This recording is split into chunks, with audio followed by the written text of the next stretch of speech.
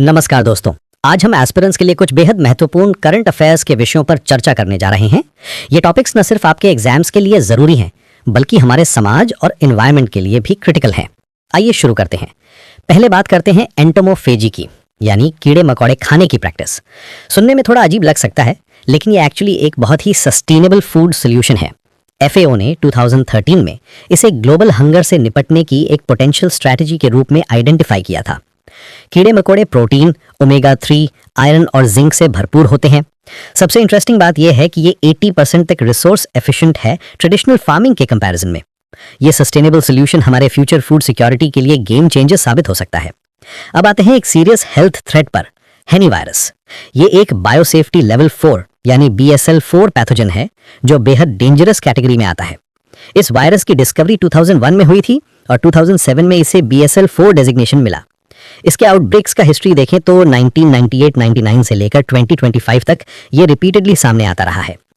ये एन्सेफेलाइटिस का कारण बनता है और सबसे चिंताजनक बात यह है कि अभी तक इसका कोई वैक्सीन नहीं है। मैनेजमेंट में सिर्फ इंटेंसिव सपोर्टिव केयर ही अवेलेबल है।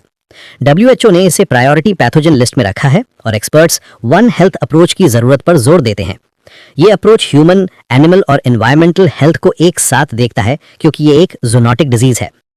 तीसरा इंपॉर्टेंट टॉपिक है POCSO एक्ट 2012। ये protection of children from sexual offences act एक जेंडर न्यूट्रल लॉ है जो स्ट्रिक्ट लायबिलिटी के प्रिंसिपल पर काम करती है। लेकिन इसमें एक मेजर फ्रिक्शन है, कंसेंशुअल रिलेशनशिप्स का मामला, खासकर 16 to 18 साल के एडोलेसेंट्स के लिए। इंडिया में एज ऑफ कंसेंट का एवोल्यूशन देखें तो 1860 में ये 12 साल था, 1891 में 14 हो गया और 1940 तक 18 साल हो गया। इनफोल्ड स्टडी के according 25% POCSO cases consensual relationships involve करते हैं, जो लॉ वीएस ग्राउंड रियलिटी का एक क्लियर एग्जांपल है। सेक्शन 19 के अंडर मैंडेटरी रिपोर्टिंग है, यानी silence is also a crime. अगर कोई रिपोर्ट नहीं करता तो जेल और फाइन दोनों हो सकते हैं। यहाँ प्रोटेक्शन BS क्रिमिनलाइजेशन का बैलेंस बनाना चैलेंजिंग है। अंत में बात करते हैं नंदा देवी बायोस्फीयर रिजर्व की। ये यूनेस्को वर्ल्ड हेरिटेज साइट है जो 1982 में एस्टेब्लिश हुआ और 2005 में वर्ल्ड हेरिटेज स्टेटस मिला।